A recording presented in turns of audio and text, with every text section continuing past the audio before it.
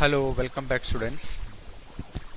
As you know, previous class we talked about wind energy conversion systems, VECS. Okay, we briefly called it as VECS. And we have seen how winds are formed and how winds can be used to generate electricity by using wind energy conversion systems. Okay.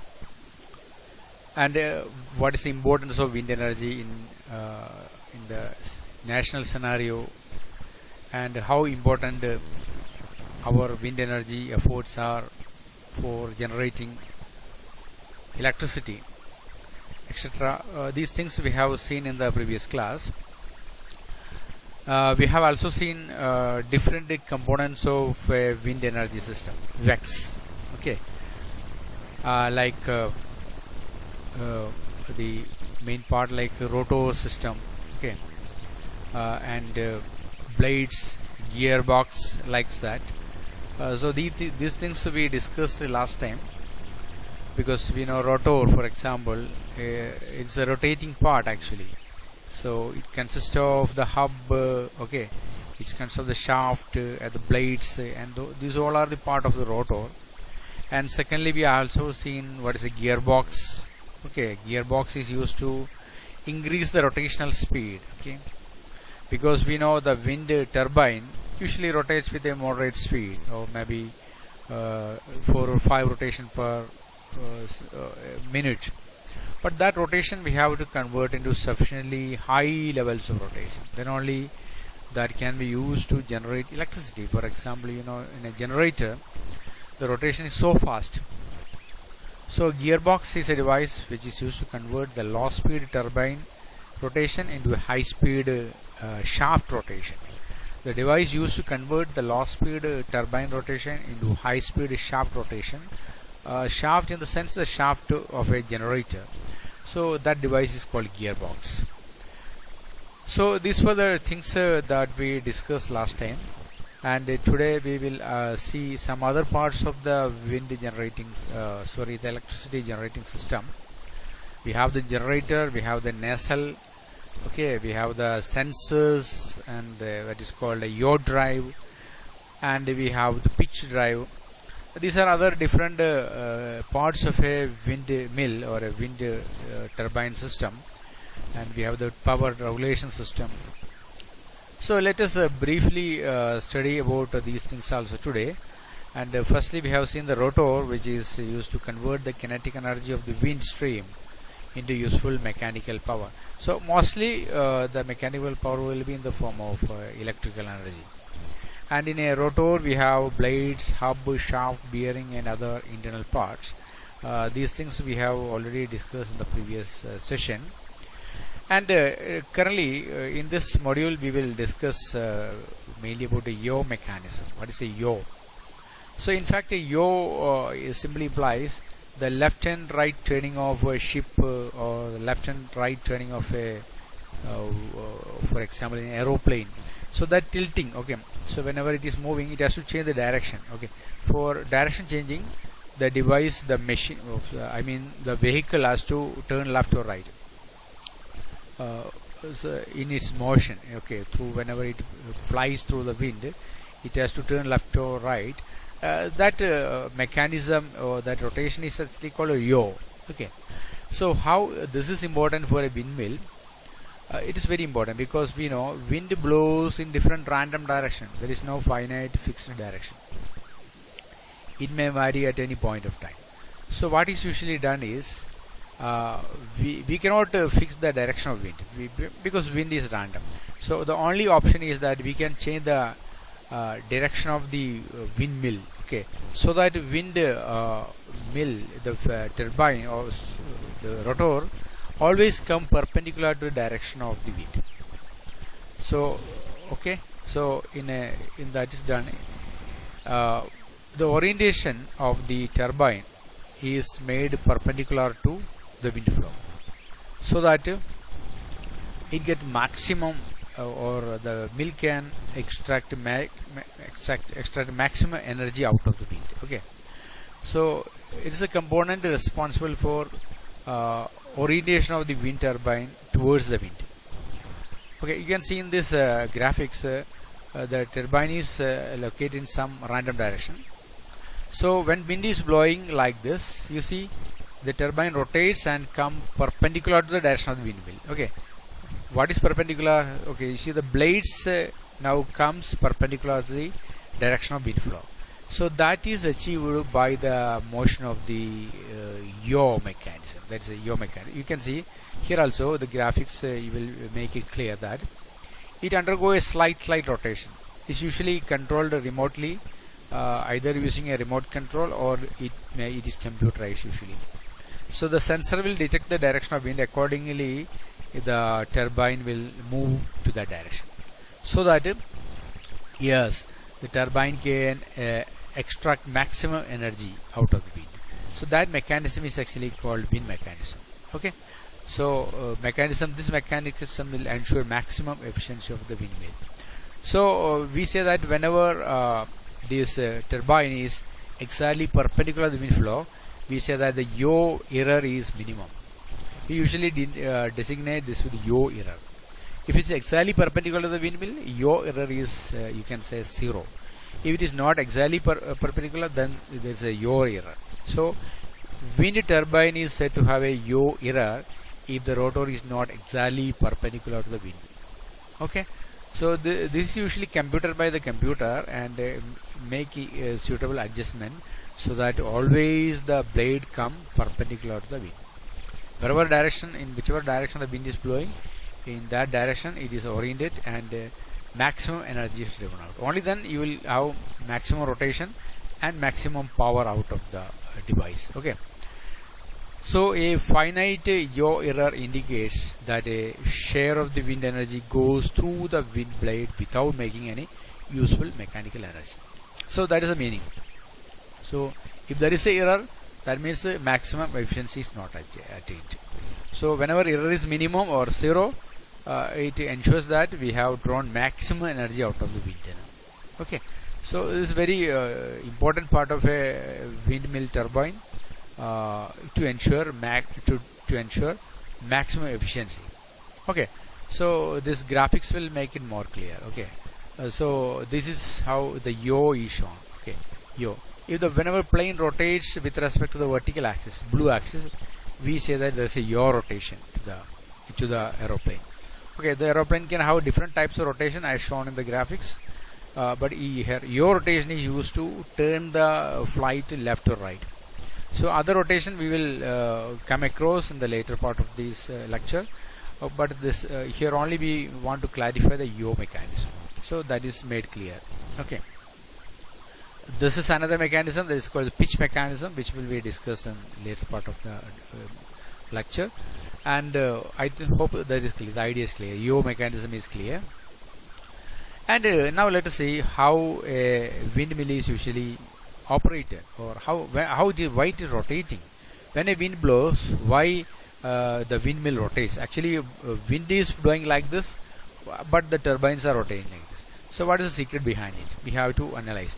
Okay, it is obvious that when wind is blowing like this along this direction, blade is not moving along that direction. Baby is rotating in a perpendicular direction. Okay, so what is the secret? What is the physics behind it? Let us try to understand. So this is achieved by two mechanisms. There are two primary aerodynamic forces which are driving a wind turbine. Okay, so there are two forces. How these forces are coming, we will see. Actually, these forces are called a lift and drag. There are two forces, lift force and drag force, out of which lift is playing the role of rotating the blades actually. Okay, let us see how this is done. Lift acts perpendicular to the direction of wind flow. Okay, so suppose wind is blowing like this, and the blade actually having the structure of the wings of a flight. Okay, aeroplane wings you must have seen. They have this kind of a shape, and this shape is actually called aerofoil shape. Okay, so when wind blows, this is a cross-sectional diagram actually. You keep in mind, if you cut like this blade, the cross-section looks like this. So upper part is curved and the lower part is almost straight. So there is a purpose. Okay, upper part is curved and lower part is plain. So it is purposefully made, and what is the purpose of that we will shortly see. Okay, so here lift force act perpendicular, okay, this way and this way, lift force, and drag force will be simply acting along the surface like this. So you can see lift and drag are perpendicular to each other. From the diagram it is clear, lift and drag are perpendicular. So now let us see how this lift force is acting on it. In fact, okay, this is based on Bernoulli's principle, actually, famous physicist. His discovery, it is based on that. So now let us understand in a simple way how it's happening. I told you about aerofoils. So these are actually aerofoils, you see. Okay, when wind blows, air blows along the upper surface and lower surface of the aerofoil. That is clear. But there is a difference. As I told you, the upper surface is curved and lower surface is flat. Okay. So what happens? Through the upper surface, wind blows much faster than through the lower surface. Okay. To the upper surface, wind blows faster than to the lower surface. So according to Bernoulli principle, through whichever area the wind is blowing faster, at that point air pressure will be lower.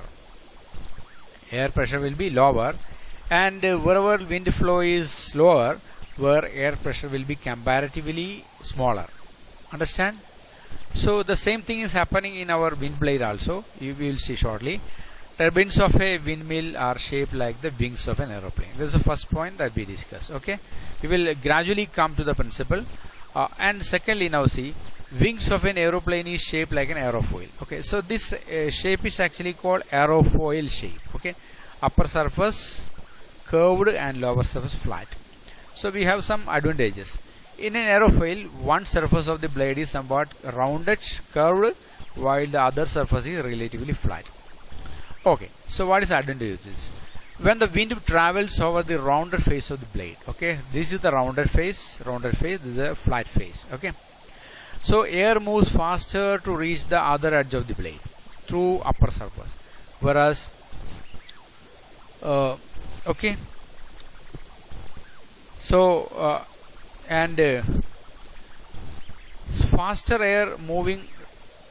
faster moving air tends to rise in the atmosphere, or in other words, through the upper side there is a low pressure region, and okay, so low pressure region, so this will be a region of low pressure region.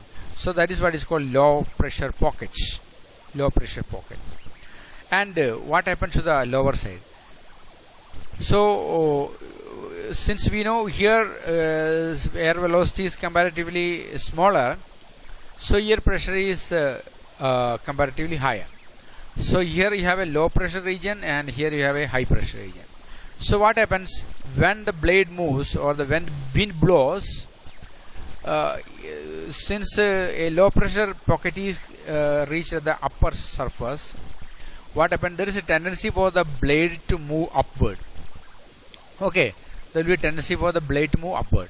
So on the lower side of the blade, wind is moving slower, which creates a region of higher pressure, which is that region, this region, that pushes the blade upwards. Okay, so there is a push in the upward direction and there is a pull in the upward direction from the top side. Okay, so effectively what happens, there is a tendency for this blade to move upward. Okay, so now you see how this is executed in a windmill. We have three sets of blades. Okay, 1, 2, 3. Okay, so wind is blowing now like this from the front direction. So what happens on this face? We have the curved face. So there is a low pressure region. So this blade tends to move rightward. Okay, this blade tends to move rightward. Similarly, when you come to the blade 2, what happens here? This is the curved area. This is the curved surface. So what happens here? There is a low pressure and here there is a high pressure. So what happens here? This blade moves or tends to move downward. Okay. So keep in mind all the three blades are connected on a rotor, so they cannot go as they wish. Okay, they are constrained to move. Okay, so it tends to move downward. Again, when you come to the blade 3, what happens here? Here this is the curved surface, and so this is the low pressure area and this is the high pressure area. Understand? So this blade tends to move upward, and as I told you, these three blades are strongly bolted to the rotor or strongly bolted to the shaft. So what happens? The resultant motion will be a circular motion. Three blades will be successively moving in a circular path. Okay, understand?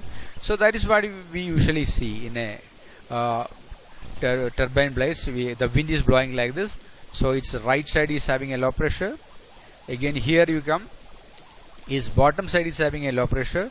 When you come to this blade, so its upper side is having a low pressure. So in all the blades there is a successive low pressure region. So what is the total effect? The summative effect will be the blades rotate successively, okay, in the you can say in the clockwise direction. Okay, so the direction, whether it is clockwise or anti-clockwise, that depends on the direction of the wind flow. Anyway, this is the mechanism or the physical mechanism involved in the rotation of windmill of a wind turbine. Okay, I hope the idea is clear. So it is based on Bernoulli principle. Whenever there is a high speed velocity for a fluid, for example here, that region will be a region of low pressure. Okay, so here that region is the curved surface region, where a low pressure region is produced whenever wind blows. Otherwise nothing. Okay, if there is no wind at all, then no motion at all, because there is no low pressure region. So this way all the blades follow the same principle and rotates in sequence, and that is how rotation is created. Again, this rotation can be easily transferred to the generator, and the generator consequently create the current. And you can see the aerofoil section, the cross-sectional view of a close-up view of a single blade. You see how the structure is made. Aerofoil structure is an engineering aspect, and we are not focusing too much into the details. Anyway, you just understand they have a aerofoil structure, and that is made them to rotate into circular path during wind blow. Okay, so it is more schematically shown here how the low pressure and high pressure regions are created, and how the lift. And now we have to talk about the drag force. Actually, drag force is acting along the surface of the aerofoil. Okay, lift force, as we have seen, was acting perpendicular to the surface of the aerofoil. Drag force is acting along the surface. Drag is the resistive force experienced by an object when it moves through a fluid. Anyway, drag is not contributing to the rotation, but this force is there. But drag is always minimized by giving a proper coating to the blade. Usually high smooth coating is given, and blades are usually made up of fiberglass, so it is comparatively lightweight, and it is made as smooth as possible, so the drag force can be minimized. But it is indispensable. Drag force will be always there, just like we have lift force. And of course we have so many examples for drag forces. For example, suppose you are striking a football on a fluid surface. Suppose you play football on a ground with a lot of water, you may have the drag force feeling. You cannot easily kick the ball because that always experience a drag force due to the presence of water. So that is an example for drag force. And always whenever a car is moving on a straight road with high speed, there is drag force on the car surface. So that is why the outer surface of the car surface is made always very smooth with the proper painting. Okay, as smooth as possible. So this will minimize the drag force on the outer surface of the vehicle, and that always acts opposite to the direction of motion of the object. That's all obvious. And now let's come to yaw mechanism. That was also there. Yaw is also this is what we discussed previously. And in yaw, in order to minimize the yaw error, what is done is this turbine, this rotor is rotated with respect to the pole. Okay, this is the pole on which this is mounted.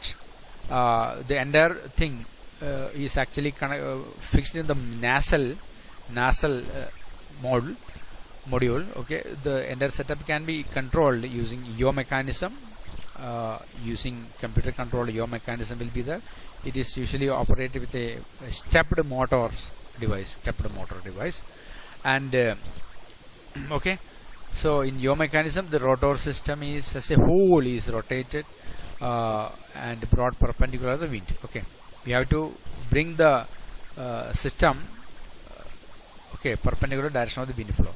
Only then we can ensure maximum lift and maximum rotation, or you can say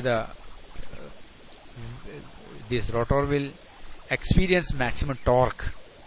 Torque is the rotating force, which rotates, put them in rotation, the entire thing. And in pitch mechanism, what is exactly done is we ensure the proper orientation of the blades. These blades are also rotatable. Each one of them can be separately rotated to different extent, up to different angle, which will ensure maximum the lift force. This is also very important in order to have maximum amount of lift force. Lift force is always perpendicular to this blade, as I have shown in the previous slide. So in order to ensure maximum lift force, the blade should be inclined at a particular angle. This inclination can be ensured with the following diagram. You can see this is where the blades are actually fixed. We can, as you, I hope it is clear. This is also connected with some stepper motor. Each blades are separately bolted on this setup, and you can separately control the blade orientation. This blade orientation will ensure maximum the lift force. This are all remote controllable or computer controllable according to the availability of wind power. So that is how pitch is controlled. The interior view is shown here, and on outside we have the blade connected, which is usually made up of fiberglass. So separately the blades can be controlled, and you can ensure maximum wind energy converted into electrical energy. And broadly you can classify the wind turbines into two. First class is called horizontal axis wind turbine, HATS. It is called in acronym is HATS. In horizontal axis, what is done? This is the axis of the rotor. In horizontal axis, what is happening is the wind is blowing parallel to the direction of the axis of rotation. Wind is blowing parallel to the axis of the rotation of the blade. And we have so many examples for it: Dutch mills, American water pump, modern multi-blade system. We will talk in detail about these systems. And the second class of turbines are called vertical axis wind turbines, or VAWTs. This is an example for a vertical axis wind system. That means the axis of rotation is perpendicular to the direction of wind blow. Here, what was the situation? Axis of rotation is parallel to the direction of wind blow. So we have so many examples for VAWTs, vertical axis systems. Darius is one. We will see what is a Darius turbine. We have Savonius, this is another class of turbine, and cup anemometer is another set of device. Cup anemometer, which is connected with some cup sort of things, and the cup in the cup wind is getting trapped, and as a result the system rotates. So these are the typical systems classification. First one, horizontal axis wind turbine and vertical axis wind turbines. So see example for horizontal axis wind turbines. They again classified into single bladed, two bladed, three bladed, and multi bladed, like that. And vertical axis like this. As I told you, cup anemometer is shown here. These are actually the cups in which wind blows and get trapped, and as a result, this is the top view. Keep in mind, this is top view, and wind is always getting trapped here in this cup, and as a result they rotate. You can see this kind of devices in meteorological centers, wherever we can see rain gauge meters are kept. Such areas, this kind of a device you must have seen. And the second class is called Savonius. This is also a vertical axis wind turbine, and this is called a Darius. These are actually blades. blades bend in the form of bows. Okay, these blades are having the cross section of aerofoils. The aerofoil which we discussed a couple of minutes back. Similar blades are used here. Okay, whenever it is kept in a wind blow, these start rotating. Okay, so this is called a Darius, or another pet name is egg beater type of the beater which we use to make cakes. Okay, egg beater. So they have similar shapes. Okay, so this is the vertical axis class, subclass of vertical axis, and this is the subclass of horizontal axis. So let's have some detailed study. And in horizontal axis, rotation is parallel to the wind direction. That is what we mentioned. This include Dutch mills. Okay, this is a Dutch mill, and we have shown the slides at the beginning of the talk. Okay, those are old Dutch mills, and we have American water pumps and most of the modern wind generator. This multi-blade system is for example, is an example for American water pumps. Okay.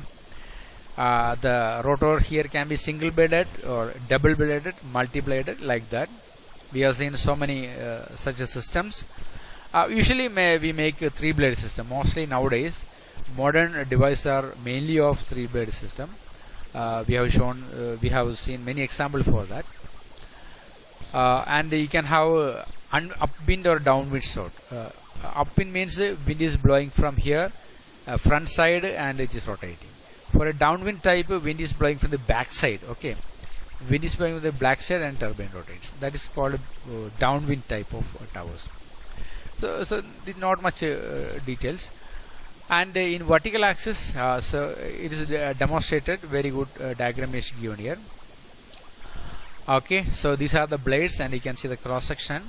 They are aerofoils, and when wind blows, this rotate like this, because of the same lift drag force play. Okay, drag force is lift force is working here, but it is rotating in the horizontal plane along the vertical axis. Okay, so this is obvious, and it is the Savonius type of windmill, as I remarked earlier, and it's very easy to construct because it is directly installed on the earth. And usually the generator and other systems are usually set up on the ground. Okay, so it is very cheap. Construction wise, it can be easily built up. This is the top view of the same figure. Okay, when you view from the top, it looks like this. Okay, the rotation is around this vertical axis. That is why it is called vertical axis wind turbines. Okay, so these are the typical examples. Okay, vertical axis wind turbine, Savonius type. And you see the Darius type. Blades are rotating with respect to the vertical axis. This is another model only. We have earlier we have said that even you can say bowed blades. Okay, aerofoil blades. That is also example for Darius. And you can usually make this kind of system. You can easily make with. You suppose you have few number of plastic drums. You can suitably cut it on, fix on a vertical axis, and if you keep in a heavy wind blow, you can get sufficient rotation. And if you connect the vertical axis with respect to a generator shaft, you can easily generate a current. This model can be easily made on a college or a school level. Very simple in construction. Okay. Now we have not.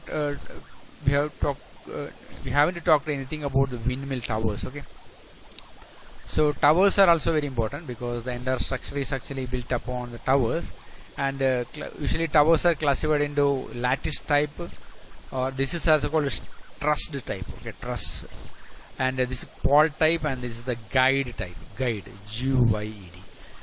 Okay, these are the three types of poles or towers used to set up wind turbines. Okay. Let's see one by one some brief details. First type is ladder type or truss type, because it is made by some truss work. That is why it's called a truss tower. Small metal pieces are used, small pieces. They are welded together. Okay, steel bars are joined together to form the structure, and they are similar to the transmission towers used for electricity generation. Okay, the picture make it clear. and the lattice tower consume only uh, very small share of material. Okay, material cost can be minimized, or you can by using stress work compared to other system. Okay, we have other tubular structure. Compared to that, it is much cheaper. Minimum height is 10 meter and maximum height can be around 60 meter. Okay, in the intro video I have shown you some windmill structure, how they are installed, how tall it is, how gigantic it is. It requires immense marvelous engineering technology to install windmills. So those things were clear from our intro video. You can see here 60 has higher 60 meter it goes. So structure should be very strong, and it should last for 20 to 30 years. And legs of these towers are spread widely. Okay, 4 legs. The load is distributed over a wider area. These towers require a comparatively higher lighter foundation because they have spread on the surface. And the second class is called tubular towers. Okay, tubular tower. They are usually made up of tubes, or called pawls. Large windmills are usually made up of steel, and a great majority of them use tubular or conical type. Usually they are made up of different pieces. Okay, here the diameter of the tubes vary. The bottom tube will have the highest diameter. As you go up, diameter gradually decreases. So they are made up of tubes of decreasing diameter. Tubes of decreasing diameter cut down and welded together, and that is how tubular type of towers are made. And some occasion they are also made up with concrete structures, but usually in the most of the cases we see steel structure or other composite materials are used. Strong composite material, aluminum composite for example, used to make modern windmill towers. And they must withstand high thrust. Okay, because the device mount over the tower is a very heavyweight one. Okay, gigantic structure. It is not as you see in the photograph. Actual photo will be something embarrassing or surprising. So the pole structure, the tower structure should be very strong enough. Okay, so as to withstand all the forces, because whenever there is a heavy wind, there will be enough shake, troubling vibration. So the pole should be strong enough to hold up, back up all these. And tubular towers are usually fabricated by joining sections of 10 to 20 meter length. Okay, separate sections are joined together. You can see the photograph. This is a very gigantic windmill established in China Sea by China, and they are very tall, and power, it generates power of the order of gigawatts. Okay, the entire farm installed in a vast ocean is capable of generating gigawatt order powers. Okay, also it was recently, the last year it was installed. Okay, so that is usually made up of these kind of pole pieces. Okay, tubular structures, and they ensure it is not bendy. Okay, bend when sufficient forces are acted upon it, it's not bent. Okay, so it should be straight enough to withstand all the heavy wind blow happening in the ocean, or tornadoes, hurricanes, anything like that. It should be able to withstand. And for aesthetic appeal also, this structure is more good, and for bird population. So for example, migratory birds, whenever they move across it, so it should not be hindrance. Okay, the pole should not act as an obstacle. So in order to ensure all these parameters, usually tubular structures are widely used all across the world. And the third category is called guide wires. You can see guide wires are nothing but the pole pieces tied up strongly using rigid metallic ropes. Okay, from all sides they are strongly tied up, and such structures are called guide wire towers. So mostly we use steel poles to tie up. By partially supporting the turbine on guide wires, weight and thus the cost of the tower can be considerably reduced. Okay, so because the tower needs to be very thin, not need to be so thick, just as in tubular towers. Okay, Usually four cables equally spaced and inclined at 45-degree support the tower. This is a most commonly found configuration in the tower structure. As the access to the top of these towers are difficult and they are not popular with a large scale installation, because whenever once it is tied up, one cannot easily climb over the tower to reach the top, because it demands frequent maintenance in terms of repairing or installing something new. So if it is guide, then it is not easy to climb upon it. Okay, so mostly people don't depend on this kind of structure. Mostly people depend upon pole type structure. Okay, that is what is shown here. Different other lattice structures are shown here, but they are very rarely used compared to the pole type. So these are the points to be discussed in this module, and here is now the assignment. Distinguish between HOUT and VOUT with the suitable examples. HOUT, we know it is horizontal axis wind turbine, and VOUT is vertical axis wind turbine. So we have quoted enough examples. So you write about HOUT and VOUT, how they differ, and give some suitable example and elaborate it. Okay. So with these comments, let us stop this module. Thank you all of you. Thank you once again.